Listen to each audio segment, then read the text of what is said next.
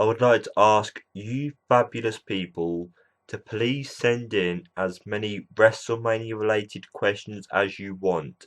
They could be about this year's WrestleMania, past WrestleManias, or anything in general related to WrestleMania for the British Fist Q&A on the WrestleMania week. Now into the Raw review. In the opener, you're not really gonna care about Stephanie pumping up Triple H's part at WrestleMania as he faces Daniel Bryan and possibly going into the main event. You're not even going to care that Randy Orton came out. It's Batista's part. First, he gets no real reaction from the crowd. Then his mic plays up. Then, as he's going through the insulting of Orton and Stephanie, he gets slapped. Which is, a part of me felt that it was genuine. He went in there and not caring about Stephanie, not caring about Orton. He just wanted the attention on himself. And when Stephanie slapped him one, that then led to. Then after Orton laughs at him for what just happened, maybe laughing at that, he gets speared. And I don't know, it felt like the whole opening, Batista's part, really didn't work out for him. I don't know what it is about the WWE suddenly taking interest in hyping up main event when you've got SmackDown and WrestleMania to build up to. I know that WrestleMania has the 30-man challenge, so that's set in stone. But SmackDown, the more watched show than main event, a championship match, especially Intercontinental or the tag, whatever the case is at the time, you should be saving those matches for the bigger shows. But Christian becomes the new number one contendership after defeating Del Rio, Sheamus, and man of the match Ziggler. Ziggler's performance here got the crowd pumped, our excitement there, us behind Ziggler, but they gave the win to Christian. That I question the fact that he's going against Biggie Langston on main event of Ziggler. Maybe the match could have been more entertaining if Ziggler won, but nevertheless, Ziggler came out looking strong, looking great, but Christian came out the winner. One of the mentioned celebrities for this Monday Night Raw was Scooby-Doo. And what a letdown. He comes down to the ring with Sin Cara as Sin Cara goes in to defeat Damien Sandow in not a special match whatsoever. And Scooby-Doo, yes, we get a video to hype up or show clips of the Scooby-Doo movie and how great it looks. But Scooby-Doo didn't really do anything. There was no comedy. He didn't trip up Damien Sandow. He didn't trip up Sin Cara when he tried to do the dive into the ring, which he mastered with the lights and stuff. But when you have a celebrity, you expect there to be more from that, especially with a name like Scooby-Doo. It's a real shame that a big, muscly powerhouse like Ryback and a guy that was also signed by Paul Heyman, Curtis Axel, are teaming together, but they can't get the job done. They're not a real good tag team. They may show signs of working well together, but this was more of a storyline factor as the Shield distract Ryaxel and allow Los Matadores, a tag team that we thought had disappeared, only to hear the news that the Bull is in the 30-man Battle Royal. I really do think when the fans found out that Daniel Bryan weren't going to make it to this Monday Night Raw, they chant for CM Punk, the next best thing in their eyes. Throughout the night, through different matches and segments, all you hear is CM Punk, CM Punk. And yes, there were times when I was chanting along, because the fans almost picked, right, we find this boring, let's chant for something better, CM Punk. You're not giving us CM Punk. You're not giving us Daniel Bryan. We're gonna champ for CM Punk. It was funny in my opinion. Yes, it got annoying to a lot of fans because they were trying to either watch the segment or Maybe the fans don't like it that CM Punk walked away because he was never going to pass John Cena. Whatever the story is, WWE, listen.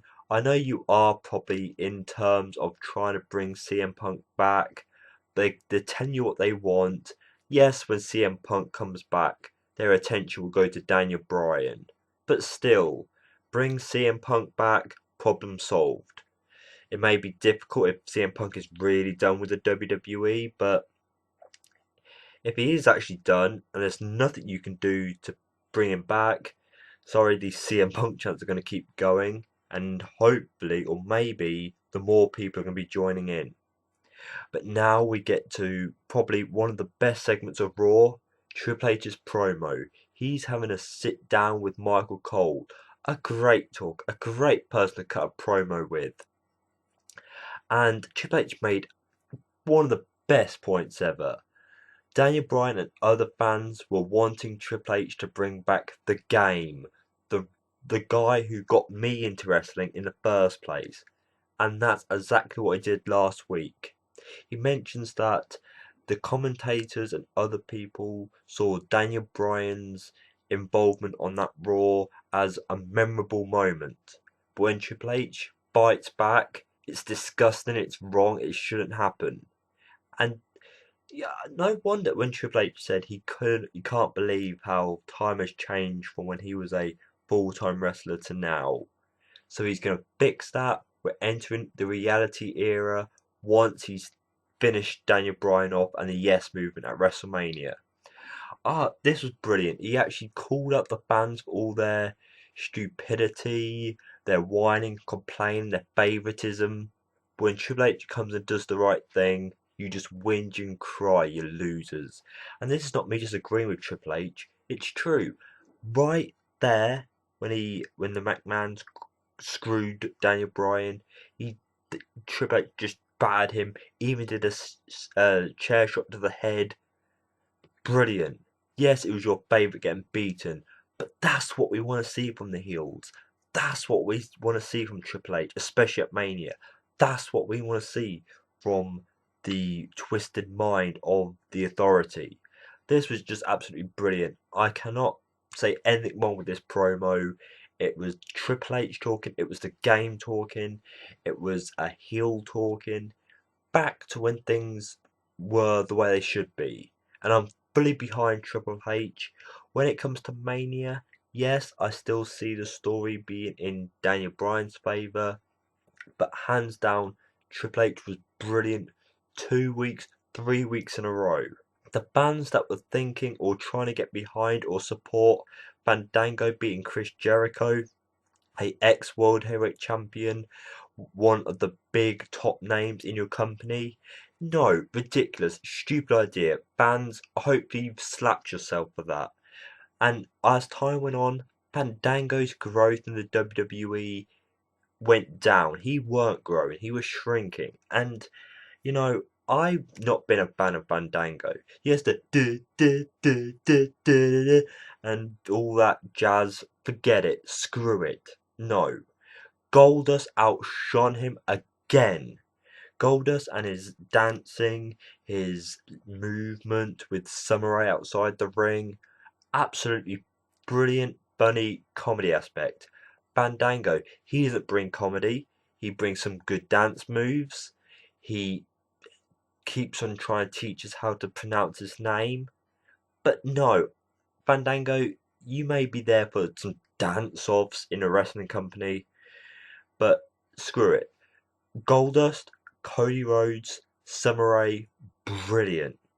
And you have Cody Rhodes defeating Fandango, and please have people continue to defeat Fandango or Fandango just to do some backstage segments. Because, you know, chip on the shoulder, elephant, whatever he used to do as his old character, Fandango, it's not working, is it? It's always great to see the Hulkster Hulk Hogan. Screw TNA, your fans there, the amount of people that didn't want to see you, they're getting tired of you. Welcome to the WWE. Welcome home. The fans that want to see you are growing and growing and growing. You can say anything and get an epic, great reaction. Probably a bigger one at WrestleMania. With this, yes, he brought out Arnold and the other actor, to promote their movie. But this whole segment was about them putting each other over. Great wrestler right here. Look at his biceps, triceps, yada yada yada. This movie actor, you know, this my best friend. And then the Miz comes out to say he's gonna win the Andre the Giant Battle Royal. He turns out to be almost like a Chris Jericho. He tries to stand up to the celebrities, but they end up knocking him out. It was great to see Hogan, great to see Arnold back in the WWE, great to see a guy who is in a popular TV series to some people, True Blood, all together. It was just one big put each other over, kiss each other's asses, build up your movie, and move on. Big Show defeated Titus O'Neil. No disrespect to John Cena, the Wyatt family, or Bray, but who else is starting to feel that they said everything they need to say to each other, and now their promo work is becoming a bit repetitive? It's great to hear them speak, especially Bray Wyatt, but in this promo work this week, we have Bray Wyatt saying how the WWE or how John Cena's been shoved down our throats, so of course we can see him. But as John Cena looked at Bray, because Bray's the future, the guy that's going to take him down. It may not be said exactly like that in the past, but something similar. But when it come to the match, Harper versus John Cena, match was brilliant. Harper looked like an animal, a monster. John Cena was overcoming the odds and actually selling some of the moves. So it wasn't a bad match whatsoever. But just when John Cena's about to win, something different happens. Light goes out, and John Cena's tied into the ropes with the sheep mask on. Follow the buzzards. Ha ha ha ha. Brilliant. All this tormenting John Cena, getting John Cena right where you want him. The matches are great. Promo work's been great. But what else is there to say in the go home show week to John Cena? Or John Cena to say to the Wyatt family that's not already been said before? I noticed there were a few fans who thought this Divas Championship match at WrestleMania came out of nowhere. It's had no build. But if you think, ever since AJ came into the WWE, she's been defeating divas, screwing divas over, and now they're all going to be in the ring with AJ for the championship. So any diva could become the new Divas champion now, end AJ's long title run. Even Tamina, who seemed quite happy to have her chance to break away. Yes, you could have brought back Caitlyn for this moment. You could have had Lita, who's going to go into the Hall of Fame, have a wrestling match. But pushing those two wants to a side, this match is making the Divas division have something special and something that I feel is worthy for WrestleMania. Brilliant move. Who do I want as the next Divas champion? It would be Natalia if she had better build. I felt if she was back to the old Natalia, the stronger Natalia, to make the Hart family proud of her, brilliant. But share your thought on who should defeat AJ or should AJ retain. Taking nothing away from Cesaro, I'm sure he's got a strong future ahead of him coming up WrestleMania. But I didn't think they were going to defeat the Shield. The Shield put on a great performance. I loved the Shield. I think each one of them, more Rollins and Reigns, did a great job. You have great spear work. You have Rollins looking great. Ambrose there to fill in the blanks. And Cesaro looking great. Swagger filling in the blanks for their side. Brilliant. So you have the Shield picking up the win thanks to Rollins. You have Roman Reigns going crazy, spearing everyone. And after the match, Cesaro gets put through a table. I thought this was brilliant. The Shield looked great, all reunited. Slightly wondering when they're going to break up. Maybe they don't do a good job at WrestleMania. Following from WrestleMania, they go into feuds. I don't know. It leaves us wondering. The future of the Shield. I love it. Then you have Kane and the New Age Outlaws in suits. Not really the right attire for the New Age Outlaws. Saying how they're going to annihilate the Shield at WrestleMania.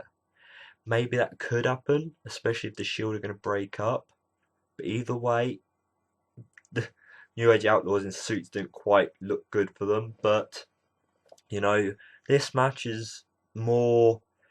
The Monster Kane would be great to see back again, but I think this is more the Shield side of the story than the New Age Outlaws and Kane's. Congratulations to Scott Hall, Razor Ramon. It's brilliant. You've got all the people that have worked alongside DDP, giving them the congratulations. It's going to be great to see them at the Hall of Fame, to see them at WrestleMania.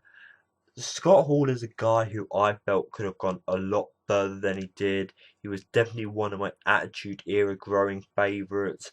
Great mic work, great wrestling moves, and he had a great character.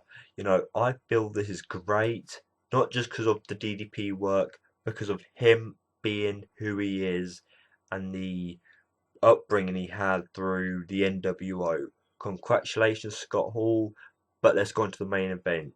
The main event segment, you had Paul Heyman, one of the great heel mic talkers, again putting over the streak as a big deal, even going as far as comparing it to John Cena.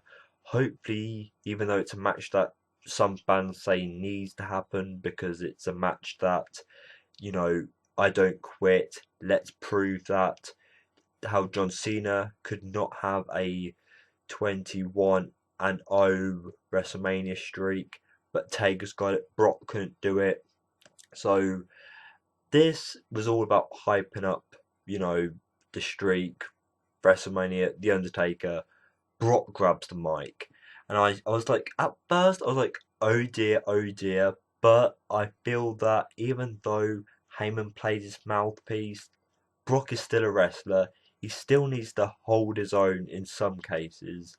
He goes away and says, I'm not here to promote, I'm here to fight. A little rip at, Hogan, possibly The Rock. This was just, I liked it. I thought they were a quick, snappy line from a monster or a beast, shall we call him, like Brock Lesnar.